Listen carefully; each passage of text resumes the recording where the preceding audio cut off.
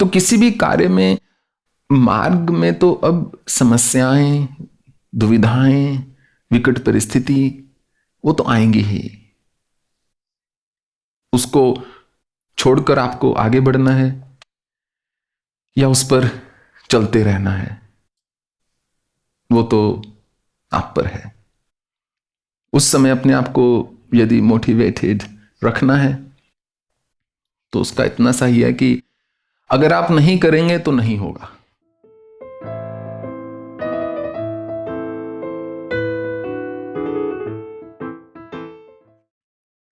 आपका प्रश्न है कि कई बार हम कुछ कर रहे होते हैं, सब अच्छा चल रहा है, परंतु उसमें, उस कर्म में, उस कार्य में सुख नहीं मिलता, आनंद की प्राप्ति नहीं होती। तो फिर ऐसी परिस्थिति में क्या किया जाए? क्या करते रहना चाहिए या छोड़ दिया जाए, या अपने आप को कैसे मनुष्य प्रोत्साहित करके रखे, कैसे अपने आप को मोटिवेट करे? करेक्ट।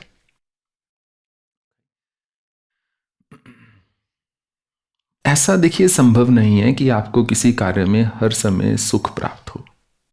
वो केवल ड्रग्स में होता है। यत् अग्रे अमृतोमपम परिणामे दुःखमे विच। जो सुख, जो कार्य शुरू में सुखदायी होते हैं, अक्सर वो बाद में विष समान होते हैं, भगवान ने कहा है। तो किसी सुख की सात्विकता की परिभाषा ही यही होती है कि क्या वो अपने आप में खाली है। यदि अपने आप में वो सुख खाली है तो बाद में वो दुख का कारण बनेगा। वो सुख जिसके लिए प्रयास नहीं किया गया परंतु शरीर को सुख की अनुभूति हो गई, वो खाली है। तो ये तो कतई संभव नहीं है कि हम कुछ कार्य कर रहे हैं और उसमें निरंतर आनंद ही आनंद आता रहे। वो संभव ही नहीं है। तो फिर प्रश्न उठता है कि हम क्यों करते हैं उस कार्य को? क्योंकि कोई ध्येय है, किसी लक्ष्य की प्राप्ति की ओर चलना है। तो स्वर्ण को यदि शुद्ध होना है तो अग्नि से तो उसको निकलना पड़ेगा। उसी को ही तो तप की परिभाषा दी गई है। उसी को बोलते हैं साधना, उसी को बोलते हैं तपना। परंतु कुछ ना कुछ ऐसा अवश्य होना चाहिए मनुष्य के जीवन में जिससे वो अपनी मन की शांति को ना खो दे। क्योंकि जब मन व्याकुल हो जाता है, यदि व्यक्ति ने अपने मन की शांति को खो दिया, फिर वो किसी भी कार्य के लिए मोटिवेटेड नहीं रहेगा, विषादग्रस्त हो जाएगा। जब वनवास हुआ, अज्ञातवास हुआ पांडवों का, तो नकुल, सहदेव, भीम, अर्जुन सब परेशान थे। द्रौपदी अत्यधिक परेशान थी। केवल एक ही व्यक्ति उन पांचों में से जो नहीं परेशान था, छह में से द्रौपदी को मिलाकर, वो थे युधिष्ठिर। और युधिष्ठिर कहीं ना कहीं इतना भोलापन था युधिष्ठिर में, ठीक वैसा ही जैसा आपको भगवान राम के जीवन में भी मिलता है। जब उनको वनवास हुआ भगवान राम को, वो मां कौशल्या को जाकर बोलते हैं ये तो बड़ी अच्छी बात हो गई, क्योंकि मैं जंगल में जाऊंगा, मैं साधु संतों, ऋषियों, मुनियों के संग बैठूंगा, मैं जप ध्यान करूंगा, मैं पूजा अर्चना करूंगा। भगवान ने कहा वो समय मुझे राजपाट का ध्यान रखते हुए कभी ना मिलता। तो युधिष्ठिर जो थे वो हर समय ओम नमो भगवते वासुदेवाय, ओम नमो भगवते वासुदेवाय, ओम नमो भगवते वासुदेवाय का जप करते थे। सूर्य को तर्पण करते थे, अपना जप करते थे। उन्होंने वहीं पर इतनी आत्मिक शांति की अनुभूति की जिसको देखकर कि द्रौपदी को क्रोध आ जाता था कि मुझे हार गए, सारा राजपाट हार गए और यहां पर बैठे हुए हो, जप ध्यान कर रहे हो। हालांकि साक्षात श्री कृष्ण ने भी कहा था युधिष्ठिर को कि देखो वो लोग छल से जीते हैं, अगर तुम चाहो तो हमें पूरे इतने वर्ष प्रतीक्षा करने की आवश्यकता नहीं है, हम आज ही उन पर आक्रमण कर सकते हैं। परंतु युधिष्ठिर ने कहा, हे मधुसूदन, आपका वचन जो है शिरोधार्य है, परंतु क्या वो धर्म संगत होगा? क्या मैं अपने आप को कह सकूंगा? उन्होंने मेरी बाजू पकड़ के जबरदस्ती तो मुझसे की नहीं थी द्यूत क्रीड़ा के लिए।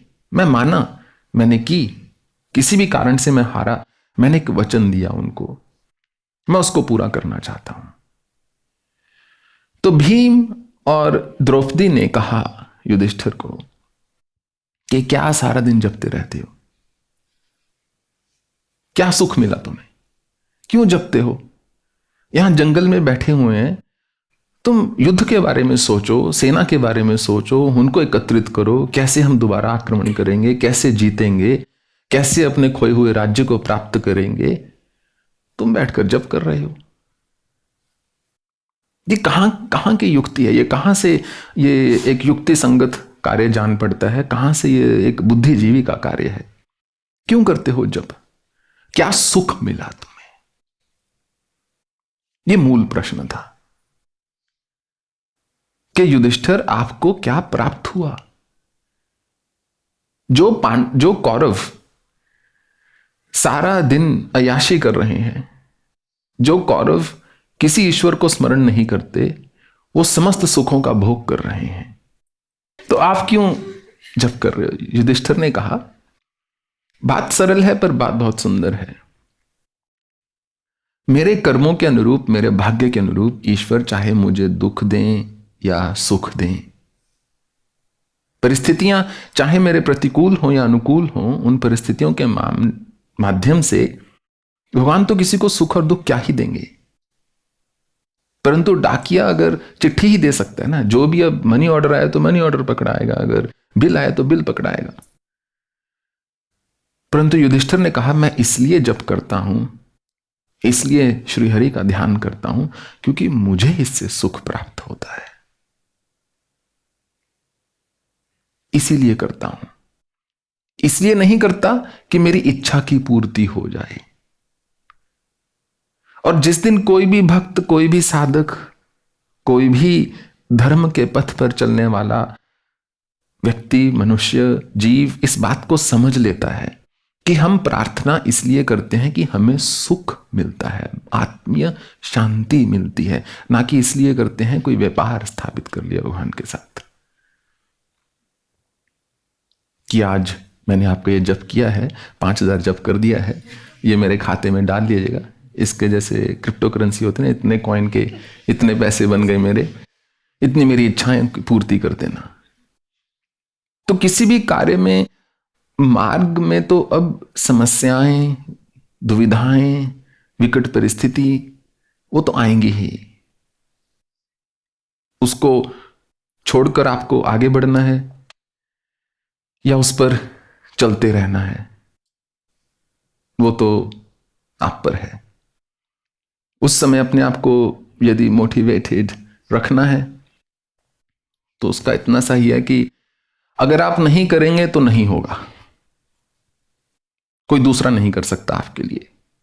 जब ये बात हमने पहले भी बताई हुई है, जब मैं साधना कर रहा था और जब इंटेंस साधना कर रहा था हिमालय में, तो कई बार आप बहुत थक जाते हो, आप बैठना चाहते हो परंतु दिमाग थका हुआ है, शरीर आपका थका हुआ है, परंतु आप बैठे हो 8 घंटे, 10 घंटे, 12 घंटे।